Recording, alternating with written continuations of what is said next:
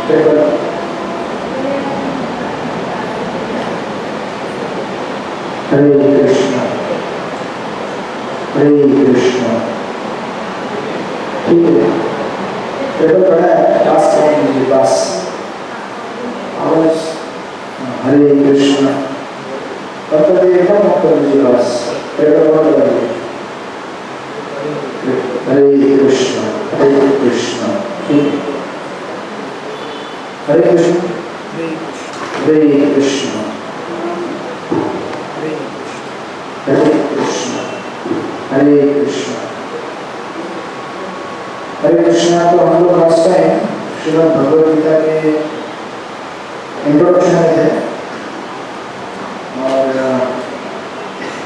मैंने आपको बताया था कि भगवद गीता का अध्ययन करने के लिए 3-4 चीज़ों की आवश्यकता है, राइट।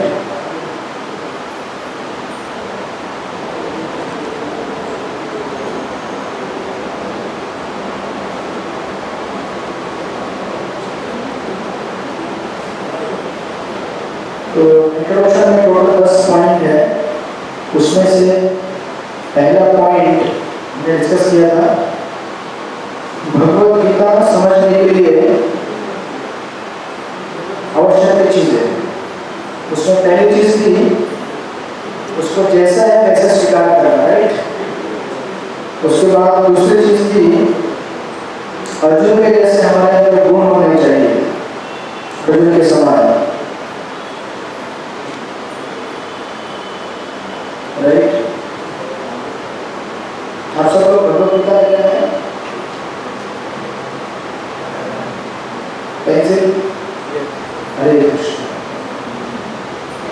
महामंत्र के बाद जो पहला पैराग्राफ स्टार्ट होता है वहां पे पहला पॉइंट है भगवद गीता जैसे है वैसे को वैसे स्वीकार करें। उसके बाद आगे जाएंगे तो एवं विवस्वते योगम प्रोक्तवान अहम् अव्ययम्, ये श्लोक जहाँ लिखा हुआ है उसके नीचे एक पैराग्राफ पर सेकंड पॉइंट स्टार्ट होता है अर्जुन जैसे गुण होने चाहिए हमारे अंदर। अर्जुन जैसे गुण होने चाहिए मतलब भगवद गीता भगवान ने एक भक्त के लिए कही है। भगवद गीता एक भक्त को कही जाती है, तो जब तक हम भक्त नहीं बनेंगे तब तक भगवद गीता समझ नहीं सकते। तो कृष्ण गीता में चौथे अध्याय कहते हैं सखा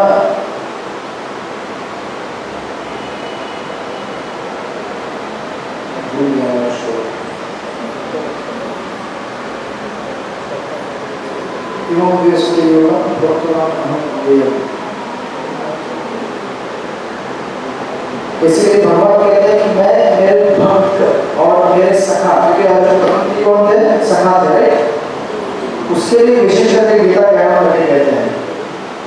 उसके तत्पश्चात फिर आप आगे जाएंगे तो पेज नंबर 5 मेरे पास, सॉरी आपका जो भी रहेगा आपको एक दिखेगा पैराग्राफ, ये जो श्लोक है ना, परम ब्रह्म परम धाम पवित्र परम भगवान, दिखा है पेज नंबर अलग रहेगा। आप आगे जाइए, एक पेज छोड़ के आगे जाइए, आपको दिखेगा अर्जुन उवाच परम ब्रह्म परम धाम, ये श्लोक, ठीक है ना। आगे आगे उस श्लोक के आगे पैराग्राफ है, उसके आगे पैराग्राफ है, पेज नंबर 4, हाँ 4 नंबर पेज के है। तो उसमें लिखा हुआ है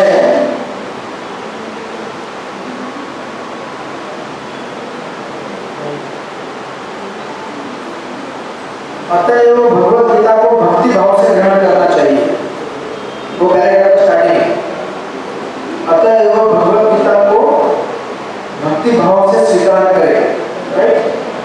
किसी को यह सोचना नहीं चाहिए कि वह कृष्ण के तुल्य है, नहीं यह सोचना चाहिए कि कृष्ण सामान्य पुरुष है। मिला आप लोगों को पॉइंट? मिला कि नहीं? 4 नंबर पेज आपका इंग्लिश है, आगे के चलेगा। वो जो श्लोक है ना, परम ब्रह्म परम धाम पवित्र परम भगवान, उसके आगे अगर जाएंगे आप एक पैराग्राफ छोड़ के और आगे पैराग्राफ छोड़ के वहां पे लिखा है अतएव भगवद गीता को भक्ति भाव से ग्रहण करना चाहिए, राइट। तो वो पॉइंट क्या है? तीसरा नंबर का पॉइंट है भगवद गीता का अध्ययन करते समय अर्जुन के अंदर पहली क्वालिटी क्या है? सॉरी पहली क्वालिटी ये है कि भगवद गीता जैसे है वैसे स्वीकार करना है। दूसरा था अर्जुन जैसे गुण होने चाहिए। तो तीसरा पॉइंट है नम्र भावना होनी चाहिए। थर्ड पॉइंट नम्र भावना होनी चाहिए, राइट। नम्र भावना इसलिए होनी चाहिए क्योंकि प्रभुपाद वहां पर लिखते हैं किसी को यह नहीं सोचना चाहिए कि वह कृष्ण के तुल्य है, नहीं यह सोचना चाहिए कि कृष्ण सामान्य पुरुष है या कि एक महान व्यक्तित्व है। कभी कभी लोग कहते हैं कि कृष्ण एक महापुरुष थे, बराबर सुना था, तो कहते या फिर कृष्ण एक संस्था है, उसका नाम नहीं लूंगा मैं, कुमारी करके कहते हैं उसको, हरे कृष्ण। तो उनका महाशिवरात्रि के टाइम में ये लगता है, मेला लगता है, क्योंकि वो शिव को भी नहीं मानते लोग, एक्चुअली निराकारी बोलते हैं शिव को। तो उनके इसमें वो डिस्प्ले में लगा रहता है, कृष्ण द्वापर युग के एक राजकुमार थे, हरे कृष्ण, बस बोलो। तो कृष्ण द्वापर युग के राजकुमार थे, ये तो सबको मालूम है, लेकिन उसके ऊपर एक भगवान थे वो, राइट? तो साक्षात स्वयं भगवान है। तो जब हम ये बात नहीं समझते कि हम इसके बारे में पढ़ने की कोशिश कर रहे हैं, इसके बारे में जानने की कोशिश कर रहे हैं, तो कोई सामान्य व्यक्ति नहीं, ये कौन है? ईश्वर है, भगवान है, राइट? तो कभी कभी लोग आज रास पूर्णिमा है, तो लोग भगवान कृष्ण के रास लीला देखकर सोचते हैं कि मुझे भी रास लीला करनी चाहिए, नहीं? मैं कृष्ण हूँ और मेरी भी राधा है, जी?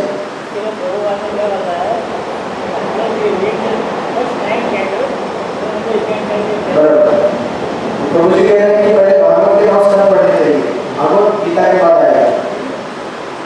तो भगवान कृष्ण ने वृंदावन और वृंदावन के बाहर भी कई असुरों का वध किया है, जैसे कंस, दंतवक्र, शिशुपाल, चाणूर, मुष्टिक, और वृंदावन में कई असुर हो गए, अगासुर, रकासुर, व्योमासुर, पूतना।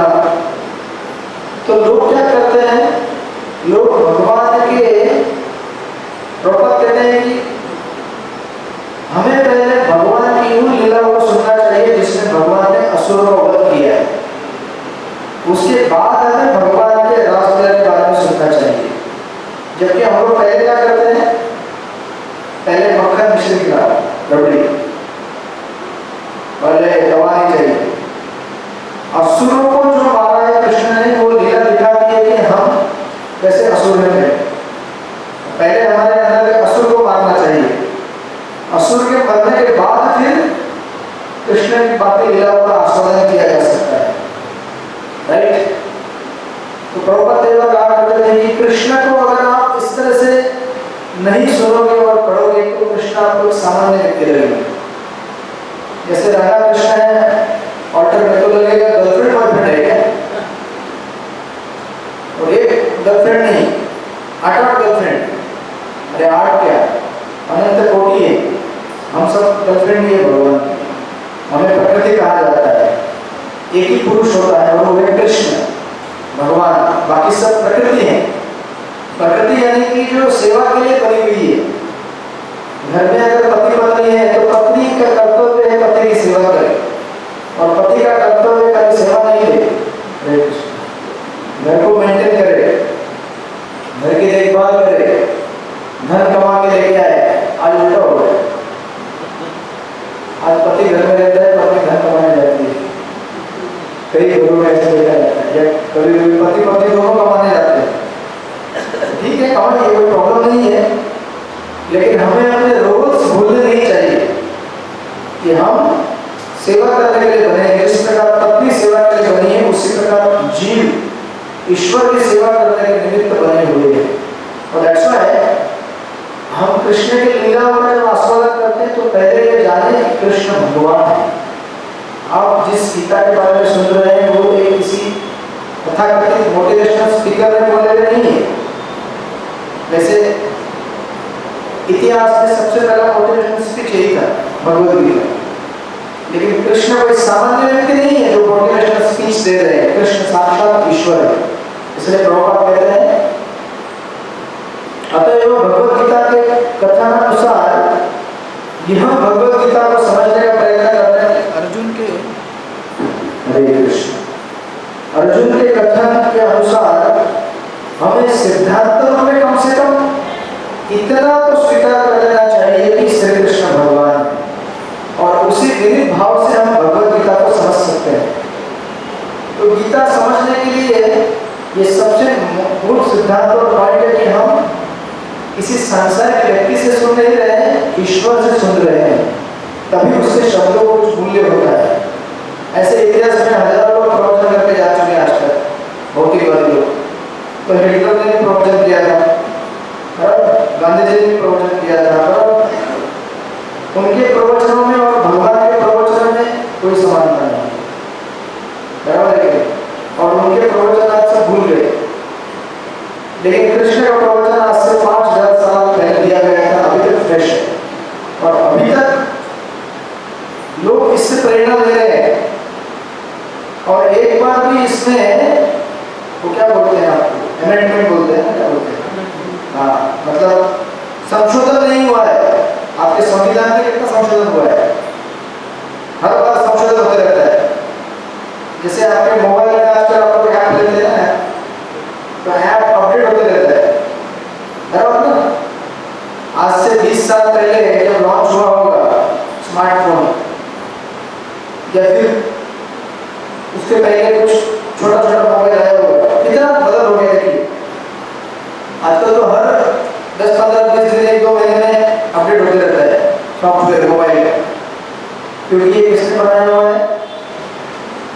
इंसान ने बनाया हुआ है। जो इंसान बनाता है वो अपडेट करते रहते हैं। क्यों? क्योंकि बनाया तब परफेक्ट नहीं था, अरे और परफेक्ट बन सकता है, कुछ कमियां रह गई इसमें, ऐसे अपडेट होते रहता है। लेकिन गीता कृष्ण ने एक बार बोल दी 5000 वर्ष पूर्व, और कितने 45 मिनट में पूरी गीता बोल दी अर्जुन। उसके एक भी शब्द में, एक भी श्लोक में आज तक कोई संशोधन नहीं हुआ है, अमेंडमेंट नहीं हुआ है। क्यों? क्योंकि उन्होंने जो कहा है वो परफेक्ट, उसमें कोई त्रुटि नहीं है। तो कृष्ण गीता में कहे गए हैं, गीता के एक सेक्शन में कृष्ण कहते हैं दुखालय अशाश्वत, ये जगत क्या है? दुख से भरा हुआ है, और ये दुनिया क्या है? टेम्पररी है। तो टेम्पररी है, हम देख ही रहे हैं ना, हमारा बॉडी भी टेम्पररी है। आज से 50 साल पहले घने घने काले काले बाल हो गए आपके, हरे कृष्ण, अभी भी घने घने होंगे, लेकिन रंग बदल गया है।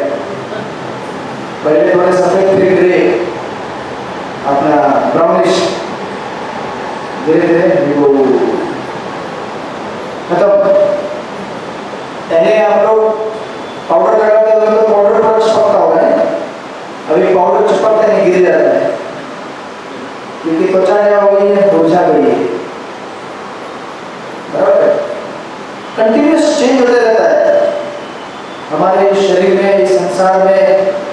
आज से 20 साल पहले जो लोग हमसे जुड़े हुए थे तो कहते थे I love you, I love you कहते थे, अभी कहते हैं आई हेट यू, बराबर। समय इतना बदल चुका है, और हम ये गीता के माध्यम से देख सकते हैं कि संसार कितना परिवर्तनशील है, और संसार में कोई भी रिश्ते, कोई भी नाते, कोई भी चीज स्थायी नहीं है। यहाँ कोई भी स्थायी नहीं है। यहाँ ये शरीर ही स्थायी नहीं है, तो बाकी क्या स्थायी रहेगा? जरा सोचिए, जिसके साथ हम रहते हैं, जिसको हम इतना लाड प्यार करते हैं, वही स्थायी नहीं है, तो फिर हमारे आसपास जो चीजें रखी है वो क्या स्थायी हो सकती है? बराबर। इसीलिए गीता डायरेक्ट मैसेज देती है हमको कि जो भी गीता में कहा गया है एकदम 100% सत्य। और आपको कुछ लोग ऐसे होते हैं, वो कहते हैं नहीं नहीं हम लोग नहीं मानते, ठीक है, हरे कृष्ण, तो नहीं मानते तो ट्राई करके देखो। अगर गीता के सिद्धांतों को अगर आपको ट्राई करना है, ट्राई करके देखो। गीता में कृष्ण कहते हैं यही संस्पर्श जब होगा दुखे नहीं होते, अत्यंत मंत्र होते नतेश्वर होते दुर्लभ। इंद्रिय स्पर्श से प्राप्त होने वाली चीजें दुख का कारण बनती है। गीता में स्पष्ट कहा गया है, गीता में कहा गया है जन्म मृत्यु जरा व्याधि दुख दोषान दर्शन। हमारे दुख के 4 कारण हैं, जन्म, मृत्यु, जरा और व्याधि। अब मुझे बताइए किस व्यक्ति को जन्म नहीं हुआ है? तो सामने जन्म हुआ इसलिए है ना, सामने प्रकट है। किस व्यक्ति को बीमारी नहीं होती? बताइए कौन है जो बीमार नहीं हुआ? आपको कोई है? कोई है?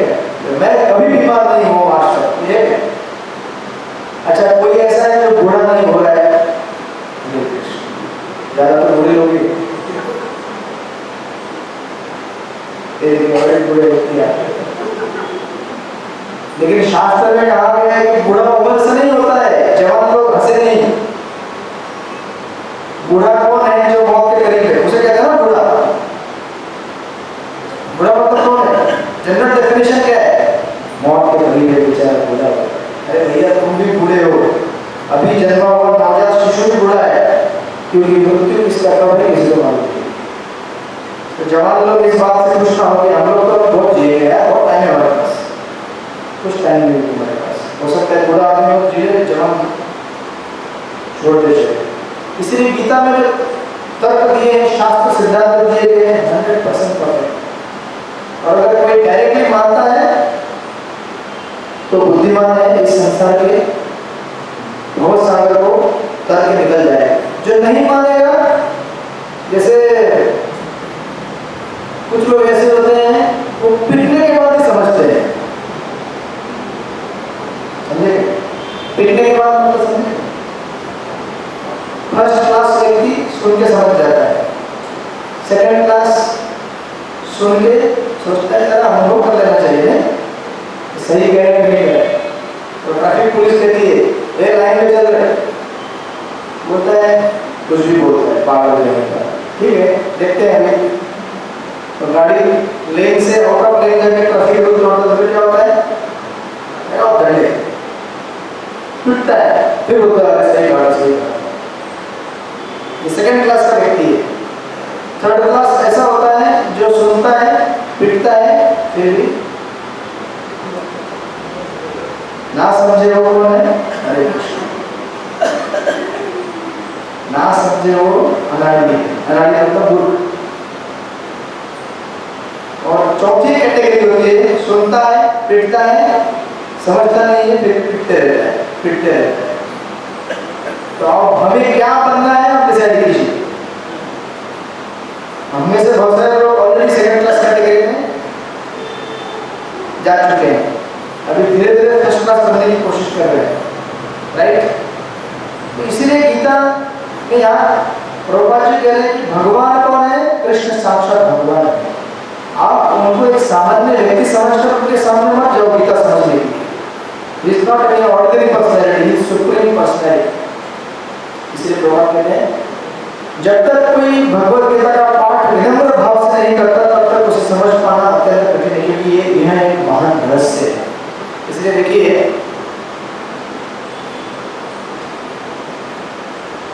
इसलिए गीता को कहा जाता है open secret. Open secret, secret कभी ओपन होता है? पूछते हैं, चलो आपका क्या सीक्रेट है? बैंक में कितने पैसे हैं? हरे कृष्ण। हमारे बहुत सारे सीक्रेट होते हैं, सीक्रेट मतलब गुप्त, जो कभी किसी को मालूम नहीं पड़ता है। लेकिन भगवद गीता को कहा जाता है ओपन सीक्रेट। क्यों? सबके सामने गीता है, सबके घर में गीता है। आप में से बहुत सारे लोगों ने गीता सुना भी होगा, लेकिन फिर भी वो मराठी में कहते हैं कलते पर पढ़त है। सुन रहे हैं, समझ रहे, लेकिन उसे भागवत में कहते हैं पश्चात पश्चात, देख रहे हैं फिर भी ना देखने जैसा है। हर क्लास में कहा जाता है चिंता से मुक्त होना है, तनाव से मुक्त होना है, तो जाप करो हरे कृष्ण कृष्ण कृष्ण हरे हरे, हरे राम राम राम हरे। लेकिन फिर भी बहुत सारे लोग सोचते हैं, पढ़ाई करते हैं, कितनी चिंता होती है। देखिए, तो चिंता आने के पहले ही जब कर लो ना, चिंता और चिंता में केवल एक बिंदु का अंतर है। चिंता आपको एक बार जला देती है, चिंता कितनी बार जलाती है? चिंता है आशा है, बहुत चिंता है। हरे कृष्ण। माता जी बोलती थी मैं रिटायर हो जाऊंगी तो पूरा टाइम दे पाऊंगी। अब रिटायर हो गए तो अभी तक टाइम ही नहीं है। देखिए संसार है, वो चलता रहेगा। हम अगर संसार के पीछे भागने की कोशिश करेंगे तो भागते रहेंगे, तो रुकने वाला नहीं। हमें थोड़े समय के लिए अपनी दिशा बदलना जरूरी है, डायरेक्शन चेंज करना जरूरी है, राइट? अदरवाइज आज तक कोई ऐसा व्यक्ति है क्या जो बोलेगा मेरे सारे काम काज पूरे हो चुके हैं, मेरी सारी इच्छाएं पूरी हो चुकी हैं? इस क्लासरूम में सबसे बूढ़े व्यक्ति भी पूछिए, वो बोलेगा मेरी इच्छा बाकी है। उम्र होने से इच्छा समाप्त नहीं होने वाली।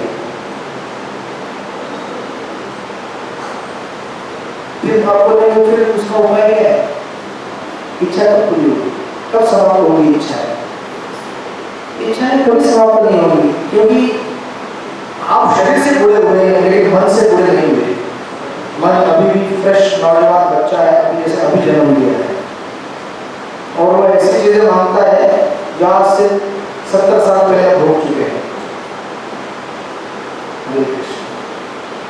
इसलिए इनके पीछे भागने से कोई फायदा नहीं, चलता रहेगा।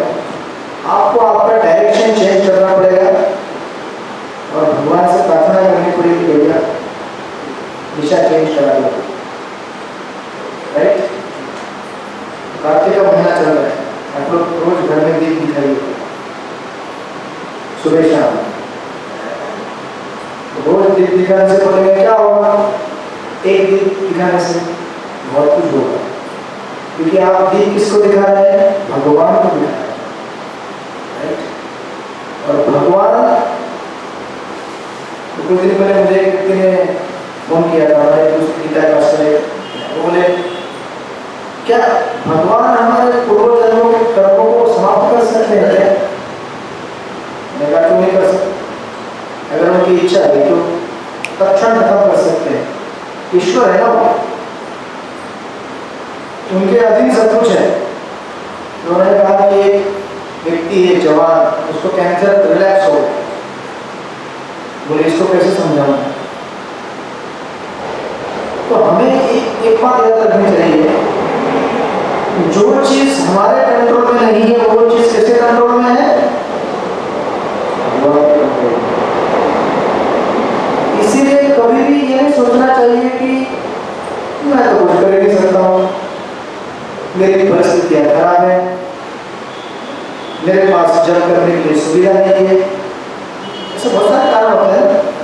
अरे आपकी परिस्थितियां आपके वश के बाहर है, ईश्वर के कंट्रोल में है वो, और अगर भगवान चाहे उन परिस्थितियों को तत्क्षण बदल सकते हैं।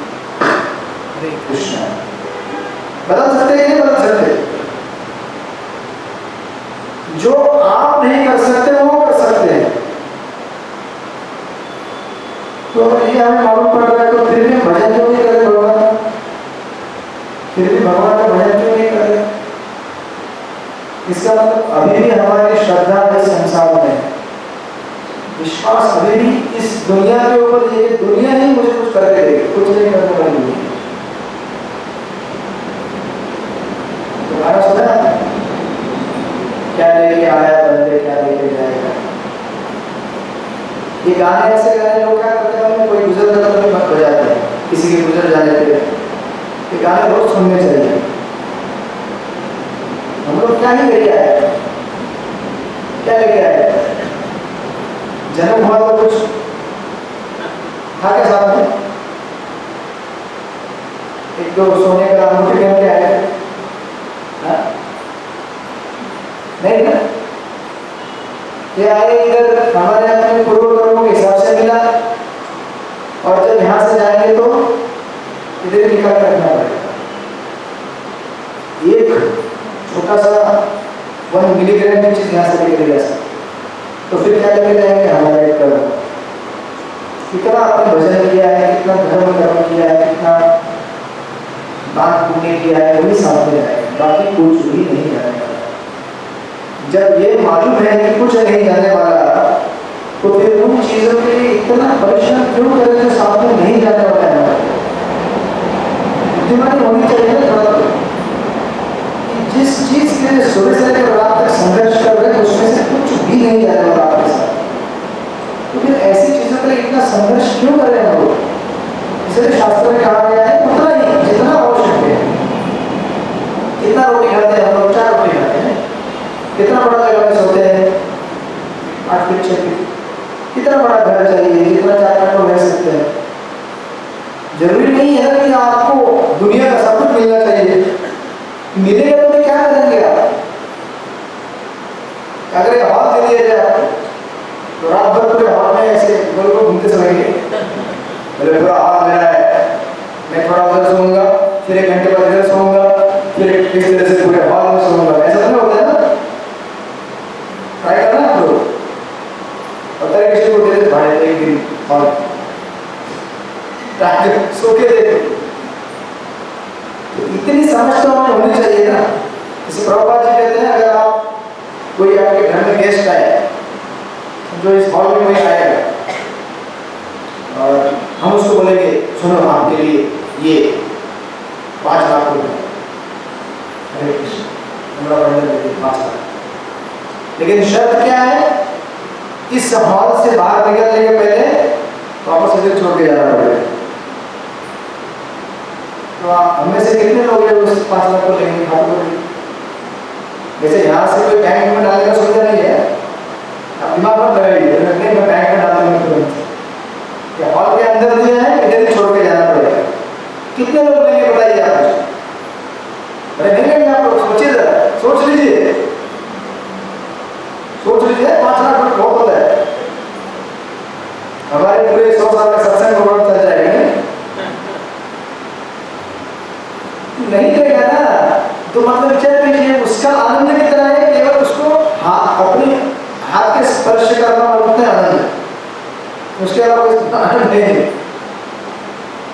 तो हम लोग जो भी ले रहे हैं यहाँ पे अभी वो ऐसा ही है, तो लिया है जाने के बाद सब छोड़ के जाना पड़ेगा। आप बोले क्या बोल दिया बेतु की बातें करते हैं, जब तक है तब तक एंजॉय तो कर रहे हैं ना उससे। अरे वही एंजॉयमेंट हमारे बंधन का कारण बन रहा है, ये नहीं समझ रहे।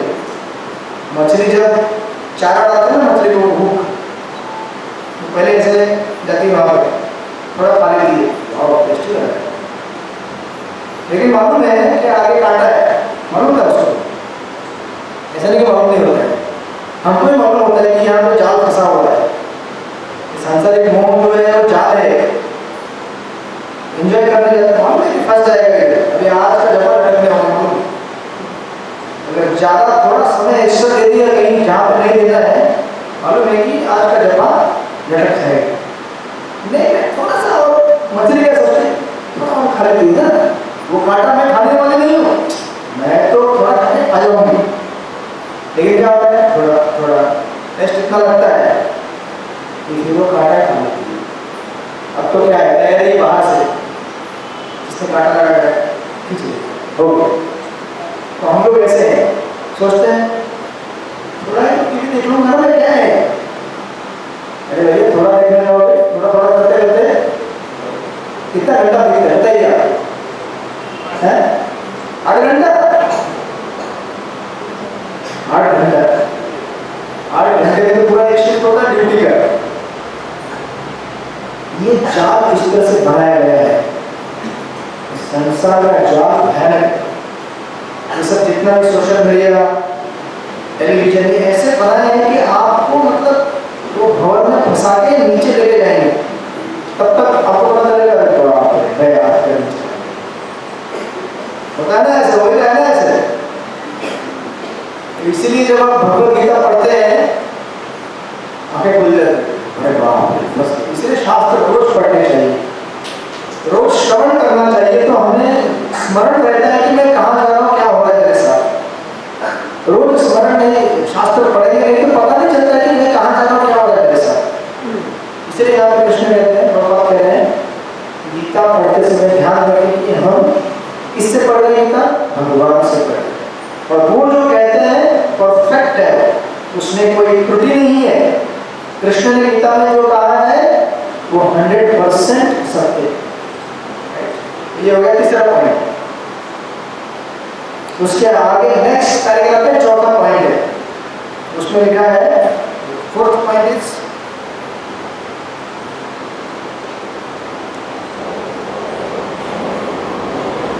वहां पे लिखते हैं प्रभुपाद। तो भगवद गीता क्या है ना आपको बताएगा, that is fourth point. Bhagavad Gita का प्रयोजन मनुष्य को भौतिक संसार के अज्ञान से उबारना है ना, दैट इज फोर्थ पॉइंट। जीवन के समस्याओं के प्रति हमें जिज्ञासा होनी चाहिए। जीवन में बहुत सारी समस्याएं हैं, उसके लिए हमारे मन में जिज्ञासा होनी चाहिए। कैसे जिज्ञासा होनी चाहिए? जैसे फॉर एग्जाम्पल एक प्रश्न है, कितने लोगों को लगता है कि मुझे बहुत धन मिले? हाथों पर जवाब तो हाथों पर कर रहे हैं, बड़े बोल रहे हो गए ट्राई कर रहे हैं, बोले बहुत हो गया ट्राई कर। अच्छा आपको अपने लग रहा है धन मिलना चाहिए। कितने लोगों को लगता है कि मेरे साथ रहने वाला व्यक्ति जैसे मैं बोलूं वैसे व्यवहार करे? कितने लोग लगता है? ये लोग नहीं बोल रहे कि अभी तक एंट्री नहीं किया है। आप लोगों को लगता है? ये लोग बोल रहे हैं ट्राई करके हो चुका है, तो बीच वाले बोल रहे हैं अरे हम ट्राई कर रहे हैं, शायद हमको लगता है। और कई बार आप देखेंगे हम जिनके साथ रहते हैं ना, वो लोग एग्जैक्टली आप जैसा नहीं चाहते वैसे व्यवहार करेंगे आपके साथ। आप बोलेंगे ये टेबल यहाँ होना चाहिए, बोलेगा यहाँ क्यों होना चाहिए, वहाँ होना चाहिए। हरे कृष्ण। बोलेंगे आज सब्जी में ये होना चाहिए शाम को, सामने वाला बोलेगा नहीं आज ये नहीं होना चाहिए। क्यों? मुझे पसंद नहीं है। तो आपको पसंद है तो क्या हुआ? मुझे पसंद है ना, आपको पसंद थोड़ी पड़ी है। मेरे कहने का तात्पर्य है कि जीवन ऐसे समस्याओं से भरा हुआ है और इन समस्याओं का उत्तर में ढूंढना चाहिए कि ऐसा क्यों होता है, जीवन में इतनी सारी समस्याएं क्यों है। और यहाँ पे प्रभुपाद जी वही चीज कह रहे हैं। प्रभुपाद जी कहते हैं प्रत्येक व्यक्ति अनेक प्रकार की कठिनाइयों में फंसा रहता है, राइट? हरे कृष्ण हरे कृष्ण। हमें से बहुत सारे लोग कठिनाइयों में फंसे कि नहीं फंसे? तो लोग पूछते हैं कि कठिनाई क्या है, एक एक करके पूछते हैं। बताइए आपकी कठिनाई क्या है जीवन? हाँ, बैंक लोन। हरे कृष्ण। ये तो मुझे लगता सबका रहेगा, बैंक लोन सबका रहेगा। लोन बड़ी समस्या है। आपकी क्या समस्या है? ड्रीम अचीव करना समस्या है, उसमें बहुत सारे प्रॉब्लम आते हैं। क्या ड्रीम है इससे आपका? IAS officer. आपकी क्या समस्या है? आशा राय कोई समस्या नहीं है। कोई आज का लेक्चर मेरे लिए है। समस्या ही समस्या है, तो कौन सी समस्या बताओगे पता नहीं चल रहा है। आप सोचते हो कि ब्रह्मचारी लोगों को समस्या नहीं रहेगा। कुछ लोग ऐसा लगता है कि अरे बाबा लोग यहाँ पे आके प्रवचन करके जाते हैं क्योंकि इनको कोई प्रॉब्लम नहीं लाइफ में, इनको क्या होता है लेक्चर दो निकल जाओ यहाँ से। तो मेरी समस्या क्या है? असली समस्या के लिए क्या रूल है? पहला रूल जिसमें ज्ञान है, जिसमें ज्ञान नहीं। सेकेंड वन हम आपके ऊपर डाला गया है। थर्ड वन आप उससे छुटकारा पाएंगे। और फोर्थ वन और कभी आने वाले बोलिए। यस। तो इसका वो भगवत गीता में 2 लाइन में लिखा है, मैं जन्म मृत्यु जाया वाले दुख पर दोषान रहता है। लेकिन फर्स्ट एंड है इंटरव्यू फर्स्ट एंड डेथ हो गए nobody can avoid that is the real problem. इसका ये डेफिनेटली ये प्रॉब्लम है। ये सबका रिएक्शन तो आपके क्या समस्या है लाइफ में? डॉक्टर की समस्या है कि बीमारी और बढ़े। ये बोलते हैं डॉक्टर की समस्या बीमारी और बढ़े। कोई खाता बैठता है दुकान वाला वो बोलता और बारिश गिरे, और बारिश गिरे बोल रहे हैं ताकि पेशेंट बढ़ते रहे। क्या मुंह के अरे लेकिन वो दांत वाले डॉक्टर है, सॉरी वो नहीं, माता जी दांत वाले डॉक्टर है। वो मुंह के क्वालिटी है। अरे तो ऑनलाइन प्रॉब्लम ऑनलाइन किसी को दांत का ट्रीटमेंट करना हो तो हमारा डॉक्टर है माता जी। आप लोग के क्लिनिक में जाइए, फीस भी भरिएगा। अरे हमारे उधर खोखली में एक डिवोटी थे, वो अभी वृंदावन शिफ्ट हो रहे हैं, तो उनका ब्यूटी पार्लर था। वो ब्यूटी पार्लर था, 2 लड़कियां थी, यंग लड़कियां, वो सत्संग में आके जुड़ गई, सोनामा चालू कर उनको ब्यूटी पार्लर चला गया। तो हमारे सत्संग में डिवोटी बोले ब्यूटी पार्लर वाह, ज्यादा करके माता है पूरे प्रोग्राम में, एक एक करके उनके पार्लर में जाते थे। तो अभी डिवोटी पार्लर में आएगा तो कैसे उस फीस मांगेंगे? बाद में माता जी मेरे पास आई, प्रभु जी कुछ कीजिए ना, थोड़ा जीवन में समस्या बढ़ रही है, इस कौन में आने के बाद समस्या और बढ़ती जा रही है, पहले समस्या कम थी। हरे कृष्ण। तो ऐसे समस्याएं बहुत है ना संसार में, तो इसके लिए कभी प्रश्न पूछा आपने कि ये समस्या क्यों है? पूछना चाहिए ना, पूछना चाहिए। प्रभुपाद जी कहते हैं हरे कृष्ण, ये भी समस्या है, ये हमारी समस्या है। प्रभुपाद जी लिखते हैं प्रत्येक व्यक्ति अनेक प्रकार की कठिनाइयों में फंसा रहता है। जिस प्रकार अर्जुन भी कुरुक्षेत्र में युद्ध करने के लिए कठिनाई में था, इससे बड़ी समस्या कैसे हो सकती है बताइए? जब आपको आपके चाचा, मामा, काका, भाई इनको मारना है, इससे बड़ी समस्या क्या हो सकती है? आपको ऐसा कोई उपदेश तो नहीं दिया गया ना, मतलब अर्जुन की समस्या के सामने हमारी समस्याएं तो बहुत छोटी छोटी है, फिर भी उन समस्याओं के सामने हम लोग धराशायी हो गए, कुछ नहीं कर सकते, जब नहीं कर सकते, सत्संग में नहीं आ सकते। हरे कृष्ण, कैसे होगा ये काम हमारा? हरे कृष्ण। इसलिए प्रभुपाद जी कहते हैं यहाँ पर हरे कृष्ण, प्रभुपाद जी हरे कृष्ण, हरे हरे कृष्ण, हरे कृष्ण, हरे कृष्ण, हरे कृष्ण। तरीके से प्रभु हरे कृष्ण। नेक्स्ट टाइम इसको कर दीजिएगा, ताकि मुझे समस्या बताने के लिए समस्या ना हो। हरे कृष्ण, हरे कृष्ण। ठीक है, हो गया, लगता है मुझे आदत हो जाएगा धीरे धीरे। इसको कहते हैं समस्या के साथ जीने की आदत लगा देना। आप लोग को ऐसे आदत लगाने की। हरे कृष्ण,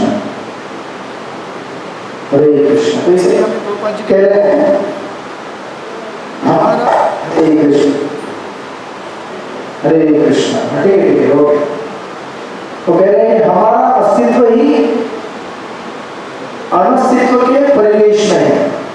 वस्तुतः हमें अनस्तित्व से भयभीत नहीं होना चाहिए। हमारा अस्तित्व सनातन है, लेकिन हम किसी न किसी कारण से असत में डाल दिए गए हैं। असत का अर्थ है, अर्थ उससे है जिसका अस्तित्व नहीं है। तो ऐसी कितनी सारी चीजें हैं जो एक्चुअली अस्तित्व में नहीं है, उसके लिए हम टेंशन लेते हैं, राइट? भविष्य में कितना क्या कुछ होने वाला है, उसका अभी से चिंता कर रहा है। अरे भविष्य की चिंता बाद में, पहले प्रेजेंट की चिंता करो। Yes, future is mystery, past is history, present is today is victory. Hare Krishna. भूतकाल हिस्ट्री है, भविष्य फ्यूचर हिस्ट्री है, और अभी क्या है? विक्ट्री है, अगर आप अभी नाम जप करें तो। हरे कृष्ण, हरे कृष्ण, कृष्ण कृष्ण, हरे हरे, हरे राम, राम राम, हरे हरे। तो इस तरह से 4 पॉइंट है, मैंने आपको लिखा दिया है। तो ये पहले पॉइंट के 4 पॉइंट है। भगवत गीता समझने के लिए ये 4 मुद्दे हमें ध्यान रखने चाहिए हमेशा। पहला मुद्दा क्या है? भगवत गीता को एज इट इज स्वीकार करें, जैसे ही तैसे। दूसरा मुद्दा है अर्जुन जैसे गुण होना चाहिए। तीसरा मुद्दा है नम्र भावना होनी चाहिए। और चौथा मुद्दा है जीवन के प्रश्नों के और या फिर समस्या के प्रति हमें जिज्ञासा होनी चाहिए कि इतने कष्ट क्यों मिलते हैं, इन तकलीफ का कोई समाधान है क्या? कोई समाधान है क्या? नहीं है? अरे है, समाधान है। मैंने आपको इसलिए पहले से कहा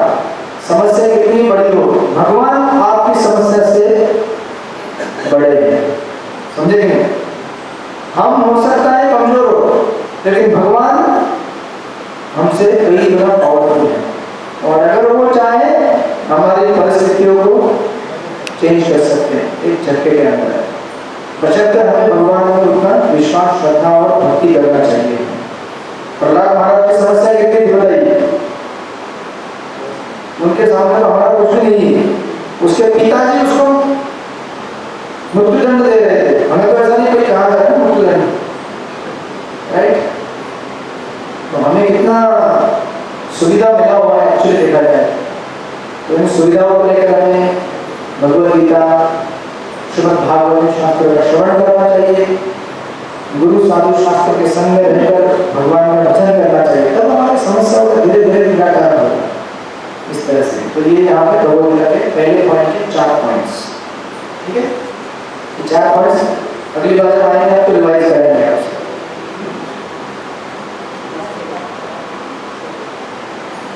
हरे कृष्ण। एनी क्वेश्चंस भगवद गीता से अभी तक? किसी का कोई प्रश्न?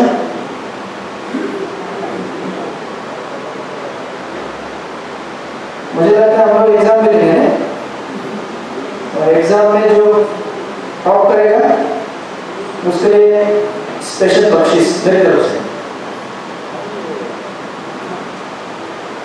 जब इंट्रोडक्शन पूरा हो जाएगा तो हम लोग करेंगे एमसीक्यू, मल्टीपल चॉइस क्वेश्चन।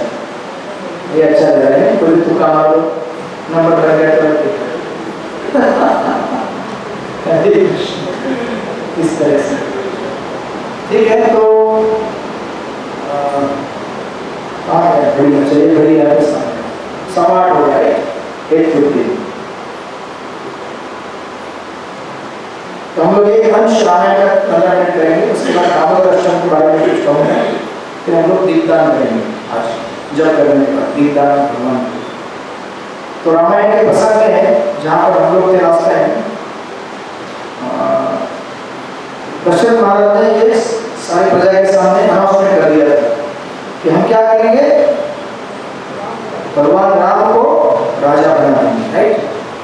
और प्रजा ने कहा था अरे जल्दी बनाओ, जल्दी बनाओ, आप रिटायर हो जाओ।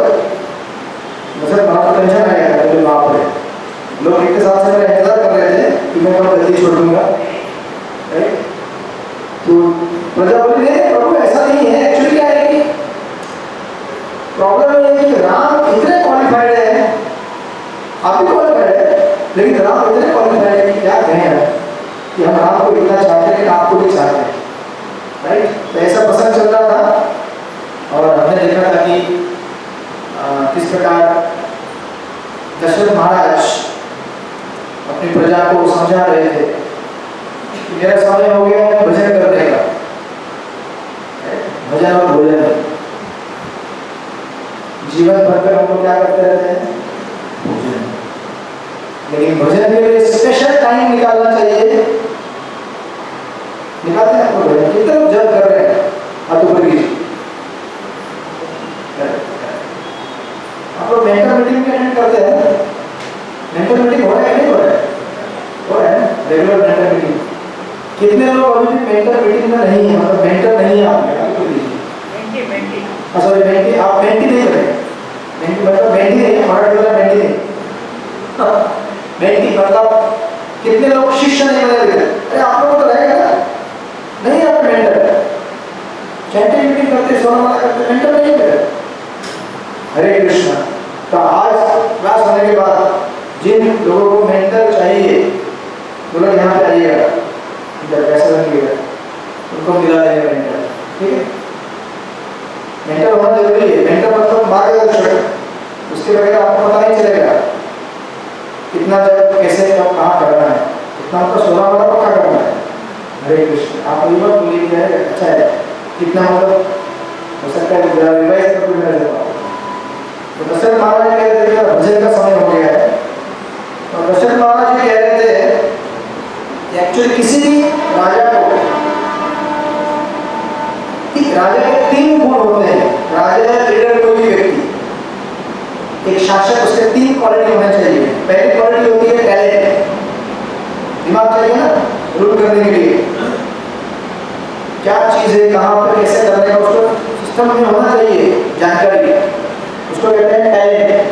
तो टैलेंट कैसे, तलवार की तरह है। अभी तलवार आप आपके सामने रखिए, तलवार को कहते हैं टैलेंट, राइट, उसको इस्तेमाल कर सकते हैं आप। तो यहाँ पे कहा गया है कि भगवान राम उनको सारे वेदों का ज्ञान था। तो कोई ईश्वर है लेकिन यहाँ पे एक राजा के रूल में तो कहते हैं कि he was skillful in all celestial weapons, सारे अस्त्र शस्त्र की विद्या थी उनके पास। बट ये केवल दिखाने के लिए नहीं था, मेरे पास बहुत कुछ है। जब समय मिले तो उस प्रकार उसका उपयोग भी जानते थे, राइट। और ये उपयोग मतलब प्रजा की रक्षा करने हेतु था। ऐसा नहीं मेरे पास स्किल है तो मैं दिखाने के लिए दिखा नहीं। आजकल क्या है, दुनिया ऐसी होगी, दिखावे की दुनिया होगी। आजकल सोशल मीडिया में देखें तो सब लोग दिखाने में लगे हुए हैं कि हम कितने महान हैं, हम कितने अच्छे हैं, हम क्या क्या करते हैं। लेकिन वास्तविक जीवन में कितना कुछ कौन कर रहे हैं वो हमें पता नहीं है, राइट।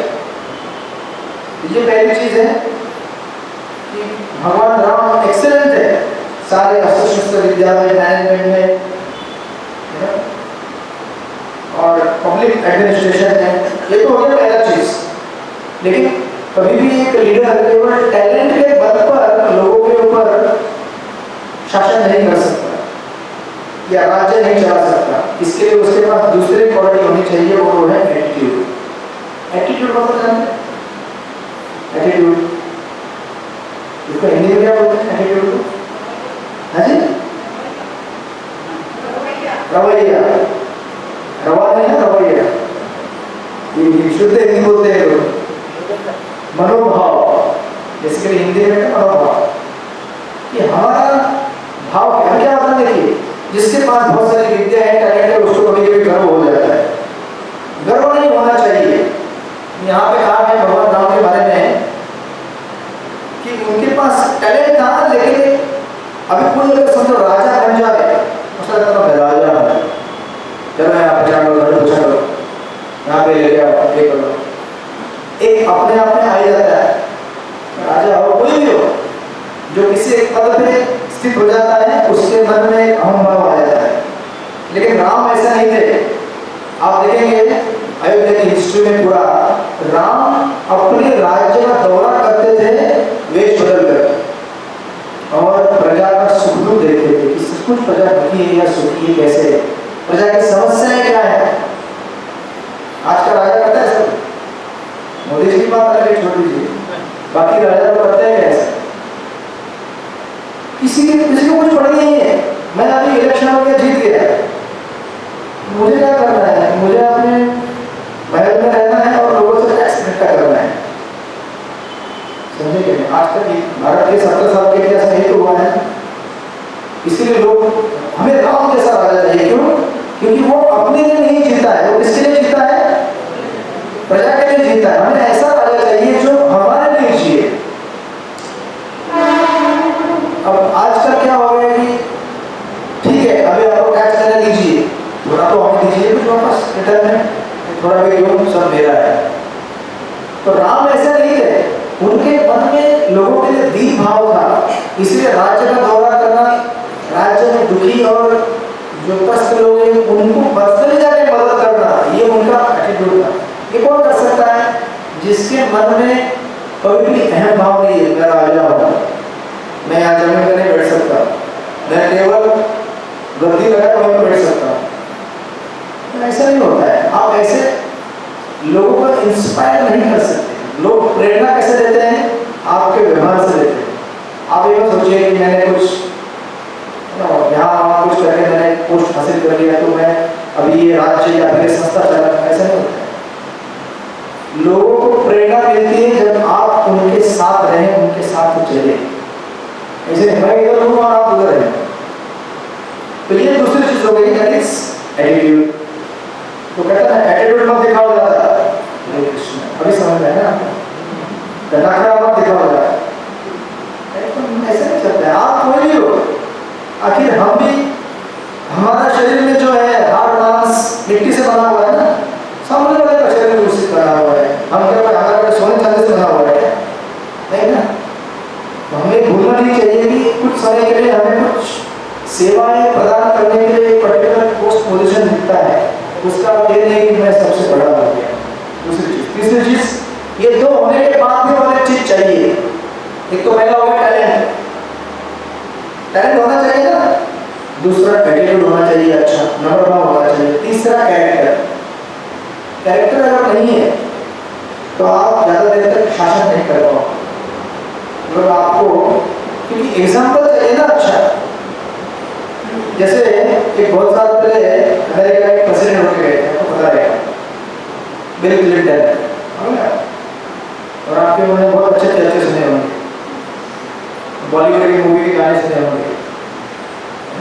तो उनकी सेक्रेटरी थी, उस सेक्रेटरी के साथ अफेयर करती, सेक्रेटरी थी ना, और लोगों ने बोला मैं क्या कर रहा हूँ सर, तो वो क्या बोले, क्या कर रहा हूँ, आपको क्या करना देना है, मैं प्रेसिडेंट हूँ अमेरिका का, अमेरिका की इकोनॉमी फ्लरिश हो रही है, देश ठीक से चल रहा है, आप लोग अच्छी नौकरी पा रहे हो, पैसा पा रहे हो, सुखी हो, आपको क्या लेना देना है, मैं मेरे प्राइवेट लाइफ में क्या करूँ। हरे कृष्ण। लोग बोले मूर्ख, बेवकूफ कहेगा।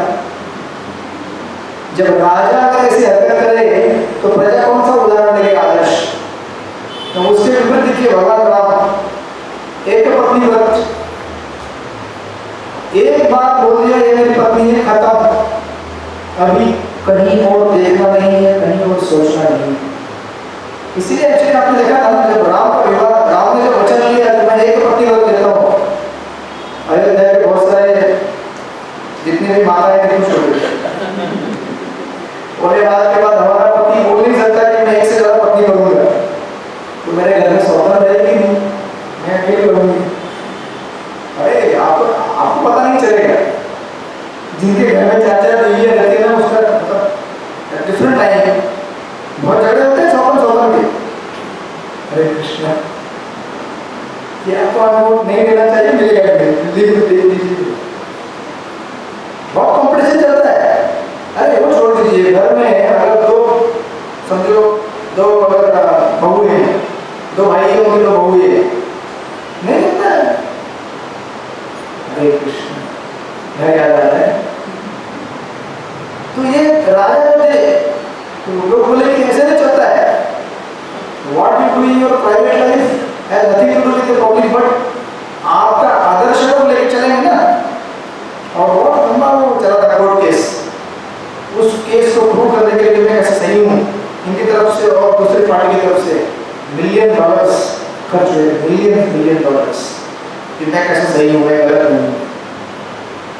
ये हिस्ट्री है हमारे आज के आधुनिक राजाओं, तो ऐसे राजाओं के अधीन रहोगे तो क्या आदर्श देंगे हम लोग, क्या सिखाएंगे बच्चों को।